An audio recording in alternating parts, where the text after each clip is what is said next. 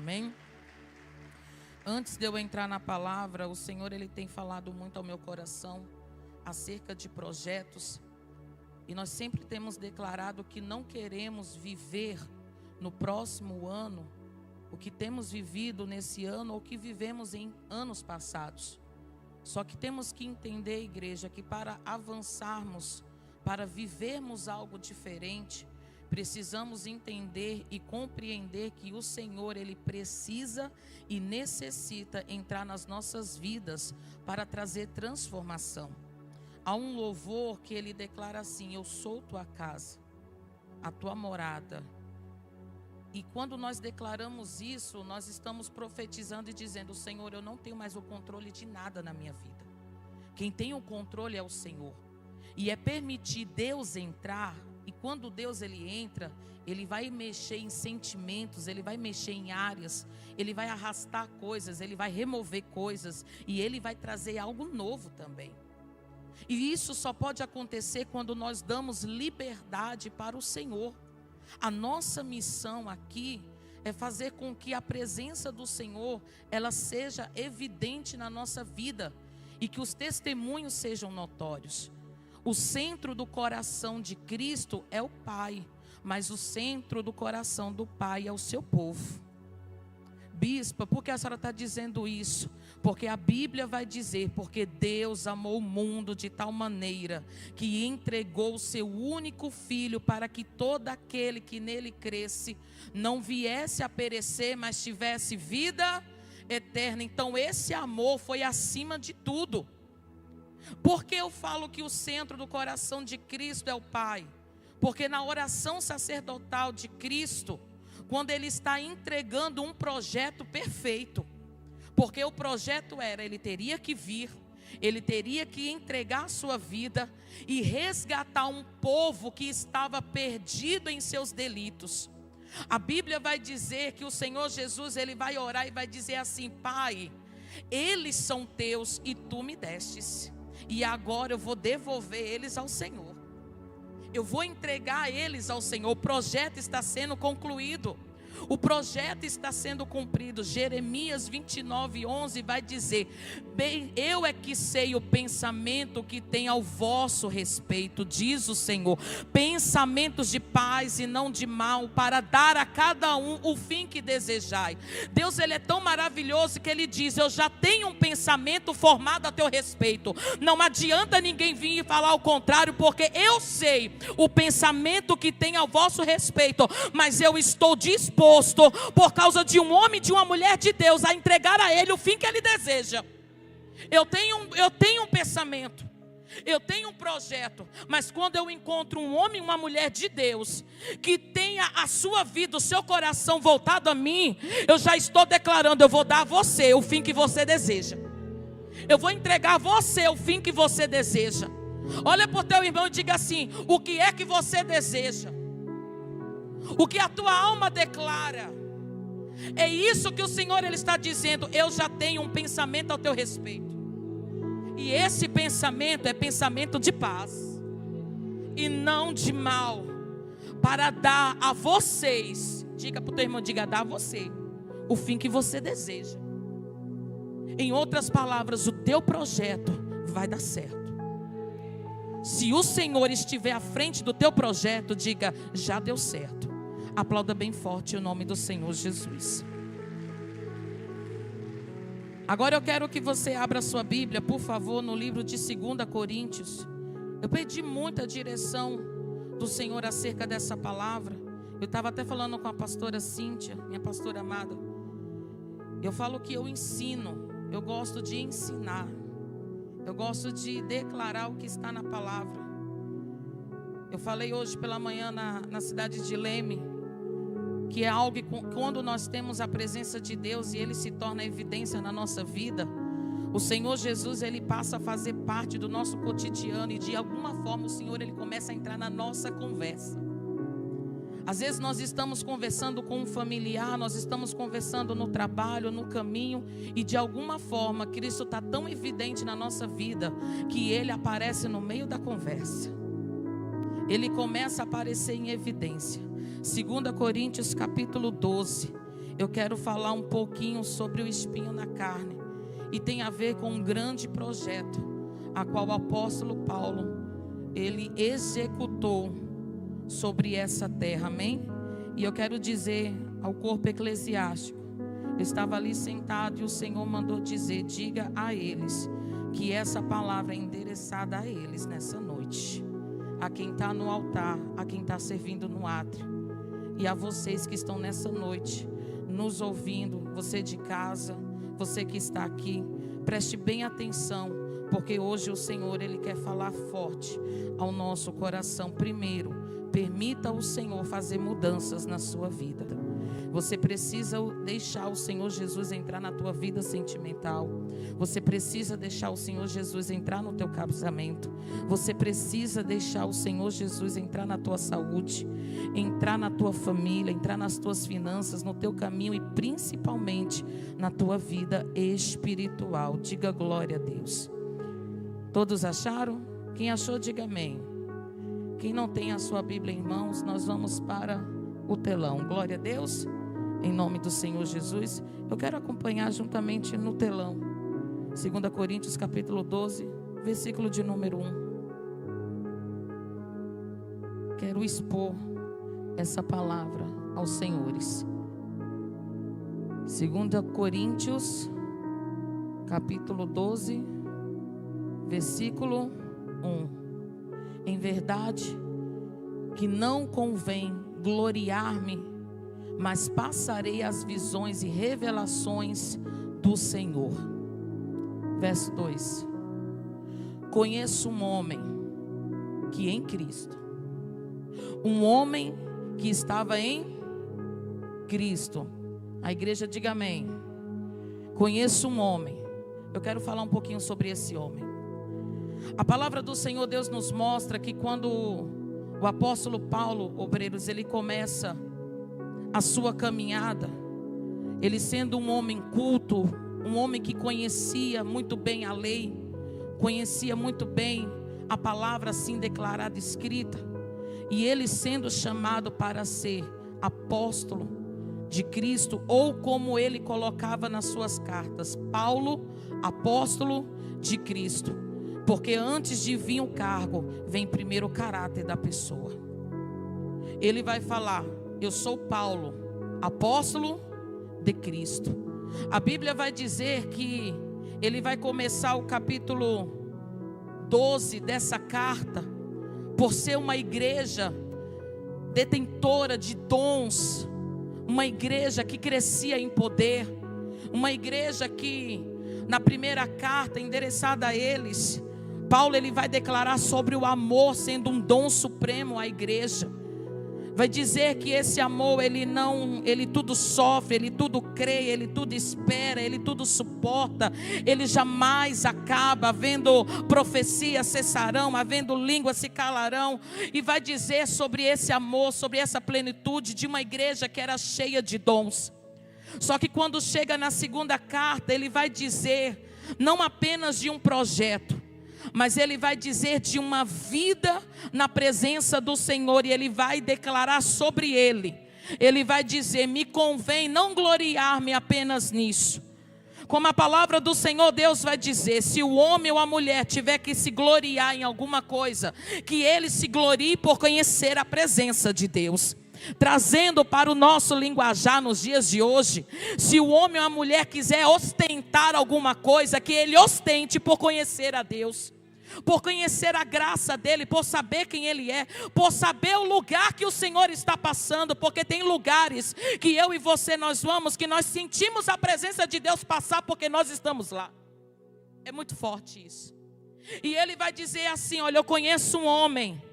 E ele falou assim, eu vou passar essas revelações, eu vou passar essas visões, porque eu conheço um homem que há 14 anos ele foi arrebatado ao terceiro céu.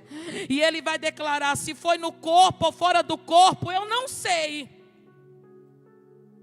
Ele vai dizer, esse homem por 14 anos, ele esteve dentro da igreja, por 14 anos ele não faltou culto de Santa Ceia, por 14 anos ele não negou a fé, por 14 anos ele esteve ali servindo, e a Bíblia vai dizer que por causa disso ele vai ter revelações, ele vai ter visões. Em outras palavras, levanta as mãos aos céus, só vai ter visão do terceiro céu, só vai ver a glória quem permanece. Ele vai dizer, eu conheço esse homem por 14 anos, ele vai viver na graça do Senhor Jesus Cristo. Agora eu não sei se foi no corpo ou se foi fora do corpo, mas ele viu. Tem momento que a gente vai falar, eu não sei se foi no corpo. Alguém já teve essa sensação? De você ter uma visão, ou de você ter um sonho e você falar assim, Senhor, eu falei isso para a apóstola sexta-feira, eu falei, apóstola, eu tive uma visão. A apóstola falou assim, diga minha bispa. Eu falei, eu não sei se foi sonho ou se foi visão, mas eu me vi andando com a senhora em Jerusalém. Eu falei, eu não sei quando irá se cumprir, mas eu vou me preparar para esse dia. E esse homem, ele vai dizer assim, eu não sei se no corpo ou fora do corpo, somente Deus sabe. Verso 3, versículo de número 3. Mas esse homem, se isso ocorreu no corpo ou fora do corpo, não sei, mas certamente Deus o sabe. Ele foi arrebatado ao terceiro céu. Em outras traduções vai dizer ao paraíso. Ele visitou este lugar, ele conheceu este lugar, porque quem permanece conhece lugares a qual o Senhor ele não revela a ser humano ímpio. Ele vai dizer, esse homem ele visitou o paraíso. E ele ouviu palavras inexprimíveis, as quais não é concedido ao homem comentar. Nesse homem me orgulharei, mas não em mim mesmo, a não ser em minhas próprias fraquezas. O 6. Ainda que eu decidisse gloriar-me, não seria de fato insensato, porquanto estaria narrando verdades. Contudo, evito falar sobre isso para que ninguém pense ao meu respeito, mas que seja capaz de observar em minha vida ou de mim poder ouvir. E para impedir que me tornasse arrogante por causa da grandeza das revelações, me foi colocado um espinho na carne, um mensageiro de Satanás para me esbofetear, me atormentar. Por 3 vezes roguei ao Senhor que o removesse de mim. Entretanto ele me declarou, a minha graça te basta. A minha graça te é suficiente, pois o meu poder se aperfeiçoa na tua fraqueza. Sendo assim, o verso 9, eu quero ler com você. E disse-me, a minha graça te basta, porque o meu poder se aperfeiçoa na fraqueza. Aqui é Paulo dizendo, e de boa vontade. Não é mais por obrigação. Não é mais porque eu aprendi a fazer. É de boa vontade. É de boa vontade. Olha para o irmão que está do lado e diga assim, é de boa vontade que você está aqui hoje? Ele vai declarar assim, de boa vontade, obreiros. É de boa vontade. De boa vontade, pois me gloriarei nas minhas fraquezas. Ele é o homem que fala sobre fraqueza numa proporção tão grande que eu falo para Deus, falo, Senhor, quando eu estiver na glória, me deixa sentar um pouco com Paulo. E ele vai dizer assim, pois me gloriarei, minha pastora, nas minhas fraquezas, para que em mim habite o poder de Cristo. O 10. Por isso sinto.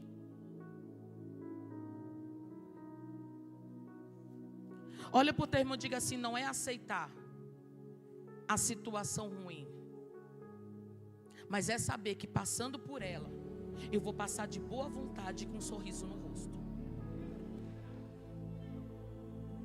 É passar pela a prova, é passar pela luta, é passar pela adversidade, pela dificuldade, e ainda assim sentir o quê? Prazer, por causa do Senhor. Ele vai dizer, por isso sinto prazer nas injúrias. e nas necessidades, nas perseguições, nas angústias, por amor de Cristo. Paulo ele vai começar a dizer assim: por causa de tudo isso. Antigamente, trazendo para nós, no momento de fraqueza, no momento de tribulação, o primeiro problema que via, a primeira coisa que muitos fazem é querer se distanciar da presença de Deus. Sabe quando você conhece que você chegou no nível onde Deus quer que você chegue? Pergunte como. Não, pergunte como. Não, se você não falar mais alto, eu não vou falar. Não, eu vou falar assim, gente. Fala como, bispa? Quando os problemas te impulsionarem para o céu. É o diabo ele olhar para você e dizer assim: mas eu estou enviando tanta coisa, e quanto mais eu estou enviando, mais essa pessoa está querendo o céu, tem alguma coisa errada. É passar pelo problema não aceitando ele, mas entendendo que Deus está no controle de todas as coisas, e dizendo para Deus: Senhor, se eu tenho que passar por tudo isso para que o teu nome seja glorificado, de boa vontade, eu vou ter alegria, eu vou ter prazer quando eu passar pela fraqueza, porque quando eu sei que eu estou fraco, assim eu estou forte na tua presença. Porque o homem, ele não prevalece pela sua própria força. Ana vai dizer isso, e Ana conhecia de projeto, Ana conhecia de sofrimento, porque ela vai dizer: se o Senhor me der, se o Senhor me conceder esse milagre, essa resposta, eu vou entregar ele ao Senhor, eu vou entregar essa promessa ao Senhor. E ela vai cantar e ela vai dizer: o homem não prevalecerá pela sua própria força. Aí vem Paulo e vai dizer assim: olha, eu vou ter alegria na fraqueza, porque é na fraqueza que vai me impulsionar para a presença dele. Quando eu passar pelas injúrias, e isso aqui quer dizer ofensas, e alguém aqui nessa noite sabe muito bem o que eu estou dizendo, o que é ser ofensas. Porque tem muitos aqui nessa noite que dizem assim: por causa da ofensa eu não tenho mais nem vontade de ir na igreja. E vem Paulo e vai dizer assim: eu vou ter até alegria nas ofensas, eu vou ter alegria nas necessidades. É eu entender que eu posso não ter tudo o que eu quero hoje, mas eu tenho o suficiente, porque Ele me dá o necessário para todos os dias. Senhor, eu posso não ter tudo o que eu quero hoje na minha mesa, mas eu tenho a Tua presença. Amanhã é outro dia. Amanhã é outro dia, Senhor, eu vou ter alegria na necessidade. Por quê? Porque a Tua palavra que diz. Aí vem o crente que a crer, o crente que toma a palavra do Senhor e vai dizer: é a Tua palavra que diz, Senhor, que se eu for fiel no pouco, o Senhor vai me colocar sobre o muito. Então eu estou sendo fiel ao Senhor, eu vou aprender a descansar, eu vou ter alegria, eu vou continuar sendo fiel mesmo que seja pouco. Eu não vou deixar de fazer a minha parte, porque algumas coisas estão desandando na minha vida. Porque se eu for fiel no pouco, sobre o muito o Senhor vai me colocar. É alguém que chegou aqui nessa noite dizendo assim: bispa, eu estou perdendo tudo, mas a Bíblia vai dizer: melhor é o final das coisas do que o início dela. E ainda vai ter resposta para esse mês de dezembro. Antes que chegue o dia 31, ainda vai acontecer milagre. Por quê, bispa? Porque é o Senhor que determina que você esteja por cima e não por baixo, que você seja cabeça e não cauda. É alguém que toma posse da palavra para declarar isso, obreiros. Povo da dupla honra, chegou o tempo de você se alimentar daquilo que o Senhor Ele deseja para a tua vida, de você entender aquilo que o nosso apóstolo tem anunciado, tem pregado, que a nossa apóstola tem anunciado sobre esse altar, que os pastores têm declarado, que quando eu me posiciono como um filho, Satanás ele começa a bater em retirada, porque ele não consegue resistir a um crente não apenas que adora, mas que aprendeu a adorar na fraqueza, aprendeu a adorar nas ofensas, aprendeu a adorar nas necessidades. E esse daqui vai doer, mas aprendeu também a adorar na perseguição. Bispa, estou sendo perseguido, agradeça. Se é pelo nome de Cristo, louvado seja o nome dele. Porque o Senhor vai dizer: se por minha causa, quando Ele vai falar o sermão do monte, se por minha causa vos injuriares, mentindo disserem todo mal contra você, exultai, porque grande, mas é grande o galardão que está nos céus. E o mais lindo de tudo é que o Senhor ele vai dizer: o que eu tenho para você não é apenas aqui no céu, é também na terra. Vai ser na terra e no céu. Vai ser no céu e vai ser na terra. Nas perseguições, nas angústias, tem tantos aqui que entraram angustiados. Tem tantos aqui que passaram uma semana de tanta dificuldade, mas por amor de Cristo está aqui nessa noite. Por amor de Cristo está acreditando. Obrigada, meu pastor. Por amor de Cristo está acreditando no projeto. Porque os projetos do Senhor não poderão ser frustrados sobre a tua vida. Que veio aqui nessa noite dizendo assim: tudo lá fora está cooperando contra. Aí vem essa pessoa aqui para declarar para você: o Senhor, Ele está te vendo aqui nessa noite. E tudo que Ele quer é que você tenha um relacionamento com Ele. Porque o pensamento dEle ao teu respeito já está formado. Ninguém vai poder mudar. Mas o Senhor vai conciliar o pensamento dEle com o teu projeto. Mais uma vez, olha para o termo e diga assim: qual é o projeto? O que você deseja para o final de tudo? É isso que o Senhor ele vai trazer sobre a tua vida. Há mais ou menos uns 25 anos que eu estou nessa caminhada. E eu falo para Deus: Senhor, não me deixe perder a essência da tua presença, de te querer mais e mais. Como Paulo vai dizer: não falo isso para me gloriar-me, mas para que você aprenda o que é relacionamento com Deus. Eu recebi dele ontem. Hoje eu recebi mais do que ontem. E se o amanhã vier, querer receber mais do que hoje. Porque todos os dias ele tem algo novo para fazer. Olha para o teu irmão e diga assim: o Senhor tem algo novo para fazer na tua vida. Diga: se você acreditar, a sua vida nunca vai ser uma rotina. Ah não, agora você vai falar com um sorriso no rosto. Fala assim: você gosta de rotina?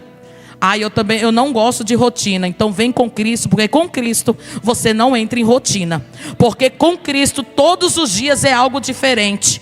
Todos os dias eu falo: Senhor, como pode o Senhor ter me escondido isso por tanto tempo?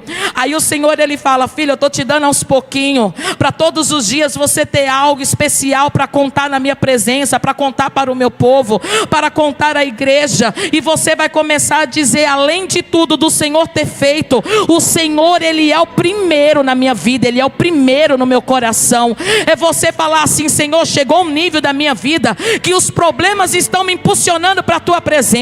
Outrora os problemas me deixavam longe, mas quando acontece algo eu já fico: não vejo a hora chegar quinta-feira, não vejo a hora chegar terça, eu não vejo a hora chegar domingo para poder eu buscar a tua presença. Senhor, enquanto não chega terça, não chega domingo, não chega quinta, eu estou aqui, Senhor, no meu quarto, eu estou aqui na minha casa, no meu trabalho, mas eu estou aqui te adorando, porque problema nenhum vai me afastar da tua presença. Olha para o teu irmão mais uma vez, que eu adoro falar isso, porque eu sei que tem pessoas que não gostam. Diga: problema nenhum pode te afastar da presença dele. É, crente. Problema nenhum pode te tirar da presença dele. O diabo não pode anular o projeto de Deus. Bispo, e por que os meus têm sido frustrados? Porque ele está conseguindo ganhar terreno no teu coração. Porque ele não pode anular a promessa, mas ele vai querer te parar para você não receber a promessa. O Senhor Jesus ele vai dizer assim: quando porventura vier o Filho do Homem nas nuvens em glória, achará porventura fé sobre a terra? Porque os dias têm sido maus, mas ainda tem um povo na comunidade apostólica dupla honra que tem profetizado e tem acreditado que dias melhores virão, porque isso é a palavra dele. Tudo está acontecendo lá fora, mas promessas também estão acontecendo dentro da igreja. Está acontecendo profecias lá fora, mas também está acontecendo profecias dentro da igreja. E a Bíblia vai dizer que nos últimos dias ele derramará do seu espírito sobre toda a carne. Vossos filhos e vossas filhas profetizarão profetizarão, os vossos velhos terão sonhos, e os vossos jovens terão visões, e até sobre os meus servos e as minhas servas derramarei do meu espírito naqueles dias. Hoje eu e você podemos ter acesso a essa presença, porque o Senhor Jesus, Ele vai dizer: permaneçam em Jerusalém, até que do alto sejais revestidos de poder. A Bíblia vai dizer que Jesus aparece para 500 pessoas, quando Ele está subindo, e de 500 pessoas só 120 permanecem. De 500 pessoas só 120 permanecem. Olha para o teu irmão e diga assim: olha, crente, tu permanece em Jerusalém, cristão. Eram 500 que viu o Senhor subindo, mas só 120 permaneceu. Só 120 acreditou. E a Bíblia vai dizer que quando eles estavam orando, unânimes em um só propósito, o projeto do Senhor Jesus se cumpriu. Pergunte o quê? O Espírito Santo veio. O Espírito Santo veio. Coloque a mão sobre o seu coração, feche os seus olhos.